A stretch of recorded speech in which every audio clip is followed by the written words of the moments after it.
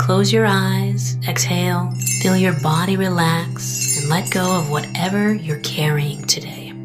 Well, I'm letting go of the worry that I wouldn't get my new contacts in time for this class. I got them delivered free from 1-800-CONTACTS. Oh my gosh, they're so fast. And breathe. Oh, sorry. I almost couldn't breathe when I saw the discount they gave me on my first order.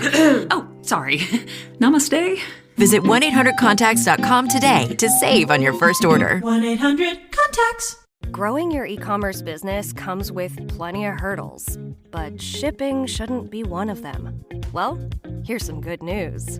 Powerful e-commerce shipping software called ShipExcel from Pitney Bowes.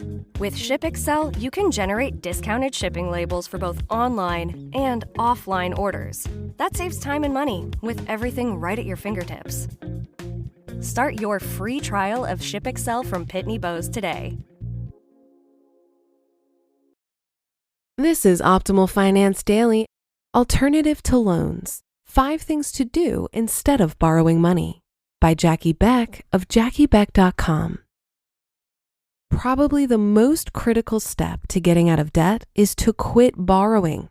That means you need to find alternatives to loans. That said, the idea of turning to debt for help is so pervasive that it can be hard to even think of other options. Borrowing money feels like the default solution, especially when you're stressed out and worried. It's so common to try every way you can think of to borrow more, even things like trying to get personal loans from strangers or borrowing money from people online. But there are other choices out there, and many of them are a whole lot easier than you think.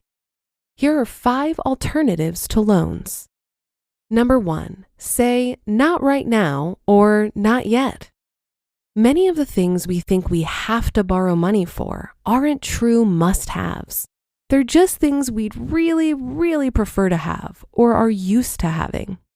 For example, suppose your AC or heat breaks down and you don't have the money to repair it yet.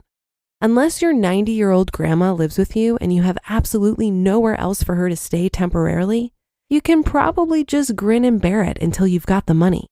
And this is coming from someone whose AC keeled over one Arizona summer while she was pregnant. I spent a lot of time at the library and at work. Yes, it will be uncomfortable, but the pioneers did it, and at least it's not debt. This idea applies to other things too. If it's easier, you can turn not right now into sure as soon as we save up the money. Which leads me to number 2, make more money. The way to do things without borrowing money is to have the cash available. Cash flowing things is the biggest alternative to taking out a loan there is. So where do you get the money you need? It could mean going out and earning more money on the side, asking for a raise at your current job, paying gradually as you go, such as by working your way through college, selling stuff you no longer need to get cash, or a combination of the previously mentioned. I know it can feel hard to figure out how to bring in more money or cash flow things when you're doing the best you can right now. But it's almost always possible with some creativity. I've met someone that was completely paralyzed who figured out how to do it. Chances are you can too. Every little bit helps. For example, here are some ideas. Babysitting can earn you an extra $6 to $20 an hour, depending on typical rates in your area. Watching a pet in your home could pay $35 a day, or maybe you could offer up a room on Airbnb. This is definitely one of the best alternatives to loans. Number 3, ask questions to find alternatives to loans. Say you've just been told that it will cost $8,000 to repair your car, but you've only got $3,500. This actually happened to me. Try literally saying things like, I really want to do this, but I don't have that kind of money. What's the bare minimum it would take? Or how can we keep costs down to something I can afford? Just remember to state, oh, I don't borrow money anymore. I'm working to get out of debt, if they offer financing as an alternative. You could also ask what the consequences will be of delaying or skipping whatever it is, how much it might cost to do it yourself, or if there are any local agencies that might help you out. Ask your questions multiple ways because you might get different answers depending on how you ask. Finally, don't forget to ask more than one person and to be persistent. you're likely to get different quotes and different answers as you talk to multiple people. Whatever the situation, asking questions is usually a great way to create alternatives to loans and save yourself money. It can totally enable you to accomplish your goal without borrowing. Number 4, say no. Of course, you really want to do whatever it is. You want to get rid of those horrible fake butcher block countertops from the 70s. Tell your child they can go on that trip or attend your loved one's funeral. But remember that more than that, you want to get out of debt. So say no. The counters will still be there for you to rip out later. Your child won't remember the missed trip 20 years from now, and your loved one will understand. They wouldn't want you to borrow to attend their funeral. And number 5, when you're really stumped, lean on others. Many people are glad to help out with time, effort, skills, tools, pointers, ideas, and even supplies.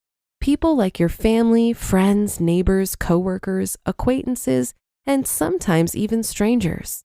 But you won't know whether or not they can help unless you ask.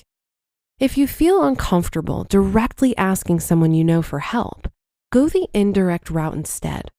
Do you know anyone who might be willing to help me with blank? Or do you have any ideas about how I could solve this problem? You might be surprised at the answers you get. This is hard to do for many people, myself included, but try thinking of it as an opportunity to grow. Remember that people like to help, and of course you can pay it forward when someone else needs help in the future. Why finding alternatives to loans matters. Actively seeking out ways to avoid loans, especially payday loans, can completely change your life. It can reduce stress and give you more opportunities. And of course, only spending money you already have is key to becoming debt-free. You just listened to the post titled Alternatives to Loans, 5 Things to Do Instead of Borrowing Money by Jackie Beck of JackieBeck.com. This message is brought to you by Apple Card. Does this sound familiar? You're in line at checkout, cart full of items, your toddler is screaming for a treat, and you left your wallet in the car. Or was it at home? No need to panic.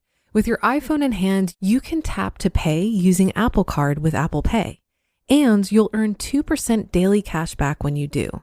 So if your credit card isn't Apple Card, maybe it should be. Subject to credit approval. Apple Card issued by Goldman Sachs Bank USA, Salt Lake City branch. Terms and more at applecard.com. Does it ever feel like you're a marketing professional just speaking into the void? Well, with LinkedIn ads, you can know you're reaching the right decision makers. You can even target buyers by job title, industry, company, seniority, skills. Wait, did I say job title yet?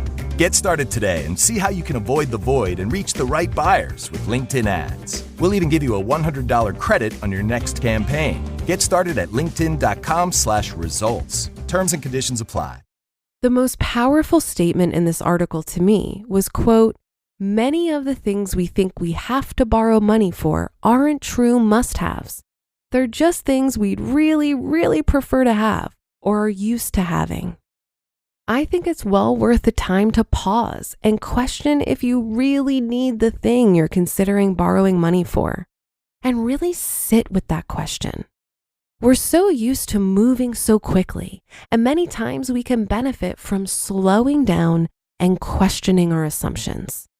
So for example, when I moved to Cincinnati from New York City, I was told many times that I would need to buy a car. But I wanted to question this assumption. I chose a walkable neighborhood to live in and spent my first year here carless. It really wasn't as bad as others had led me to believe. And when I did eventually buy a car for convenience, did I really need to buy a new car? No. I bought a 2010 Mazda 3 for $6,000 cash, and I spent a couple months shopping around for a good deal. I have a thought process I like to follow before spending that goes something like this. First, I question, is this really a need or is it more of a want?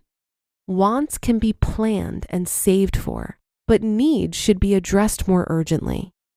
Then I ask myself if I already own something that can be repurposed for this need, or if I can borrow something from a friend. If I determine that I actually have to buy it, I'll then see if I can get it used.